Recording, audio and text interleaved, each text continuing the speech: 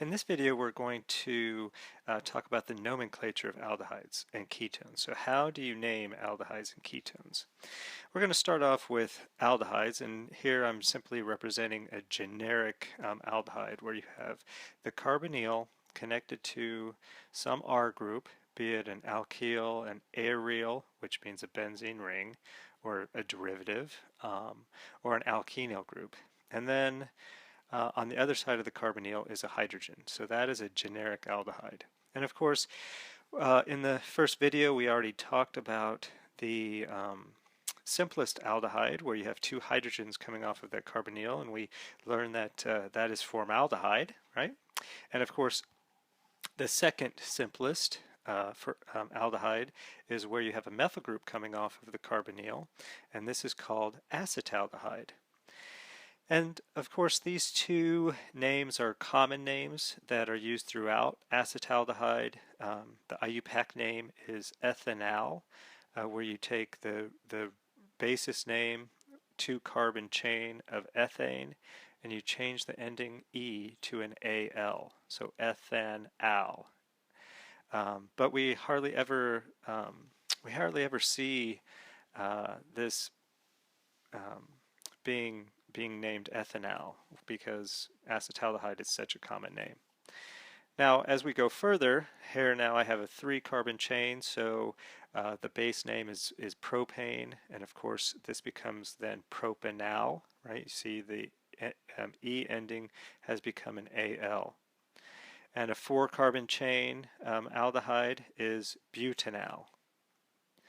And so we can get a little bit more sophisticated, and if we have some type of substituents coming off of the chain, the aldehyde, the carbonyl aldehyde, always takes precedence. So, you know, when we think about what substituents take precedence, it's always an aldehyde or a carboxylic acid. We'll get to those later on. So here you would give a locant of 1 to the carbonyl, which here we have a 6-carbon chain, 1, 2, 3, 4, 5, 6, if you can kind of count that with me. And on the 4th and 5th carbon, we have 2 methyl groups. So this becomes 4,5-dimethyl hexanal. Hexane is the base name for the 6-carbon chain. In this particular example, you see I have an alcohol also coming off of the chain. As we've seen before, alcohols have a fairly high precedent, but they take a back seat to carbonyls. And so again, the carbonyl oxygen has a locant designation of 1, which means the alcohol is on the 3rd carbon. And so when we have an aldehyde and an alcohol, we name the alcohol as a substituent, which becomes a hydroxy substituent. And therefore this becomes 3-hydroxybutanal. Now, when you have an aldehyde coming off of a ring structure, then you name these carboxaldehydes. So you name the ring and then you name it as a carboxaldehyde. Here we have a cyclohexane ring, and we have the aldehyde coming off of it. So this becomes cyclohexane carboxaldehyde. One word, cyclohexane carboxaldehyde.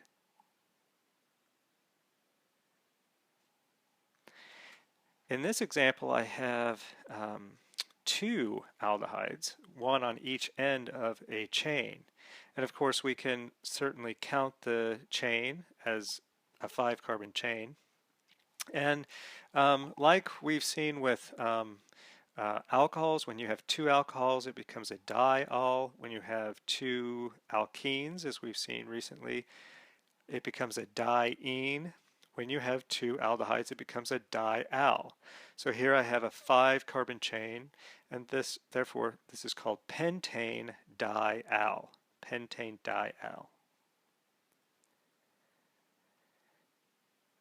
So here I have a long carbon chain. I see that there are 2 carbonyls, 2 aldehydes on both ends of that chain, and I have substituents coming off of it.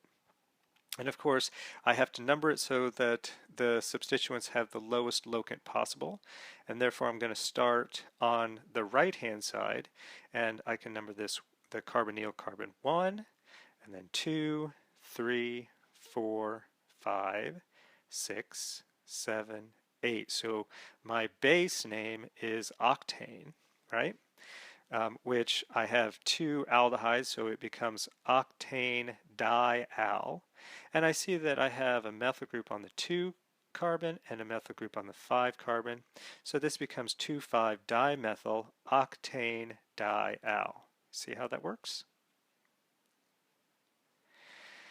Now, for ketones, the generic ketone has a carbonyl with two R groups coming off of it. And of course, the R groups, again, could be alkyl groups, aryl groups, alkeno groups. They don't have to be the same R group. But this is the generic representation of a ketone. And the simplest ketone that we can have is when you have two methyl groups on connecting to that carbonyl. And we call this propanone, right? Because there are a total of 3 carbons, and so this becomes propanone. Notice I don't have to give a locant. I don't name this 2-propanone because if the carbonyl was on the 1 carbon, it would be an aldehyde. So it would be propanal. And of course, we have a big common name for propanone, and that is called acetone. So this is what you use as solvents often in the lab. Okay, here I have a 5-carbon chain, and of course now I have to give the location of that carbonyl. And so when I give the lowest locant possible, so if I start on the right-hand side, the methyl group is 1, and then the carbonyl is 2. So this becomes butanone, or it should be called 2-butanone. And in this particular example, again, the carbonyl takes precedence over any alkyl group. So the chain length is 1, 2, 3, 4, 5, 6, 7. So my base is heptane. I drop the E, I add an O-N-E, and it becomes heptanone. I have a methyl group on the 4 carbon, and so this becomes 4-methyl-2-heptanone. 4-methyl-2-heptanone. Now, what if I have a ketone and an aldehyde? Which one takes precedence? Always the aldehyde takes precedence. It's easy because it's at the end of a chain, and so it always takes precedence. So how do we name a ketone as a substituent? Well, we name it as an oxo group. So here I have 1, 2, 3, 4, 5, 6 carbon chain. So the base name is hexane. It's hexanal because it's an aldehyde. And on the 3rd carbon, I have an oxo group. And so this becomes 3-oxo-hexanal. 3-oxo-hexanal. Now here I have a ketone. It has a methyl group on the right, and it has a benzene ring on the left. So it has a phenyl group on the left-hand side. There's a common name for this that's called acetophenone. But there's also another way that you can name ketones. You can name them as naming the alkyl groups or aryl groups coming off of them, followed by a ketone. So you'll often hear this called methylphenyl ketone. So we're naming a methyl group coming off of the carbonyl, a phenyl group coming off of the carbonyl, and then ketone, methylphenyl ketone. This is a somewhat common way of naming solvents, but acetophenone is a very common name as well, and so you'll see that used pretty much exclusively in this particular example over methylphenyl ketone. But either way would be a correct way of naming this particular ketone. And when I have 2 benzene rings coming off of the carbonyl, of course, they're phenyl groups coming off of the carbonyl. There's a common name for this called benzophenone, but we could also name this as diphenyl ketone. Diphenyl ketone, right? Because two phenyl groups coming off.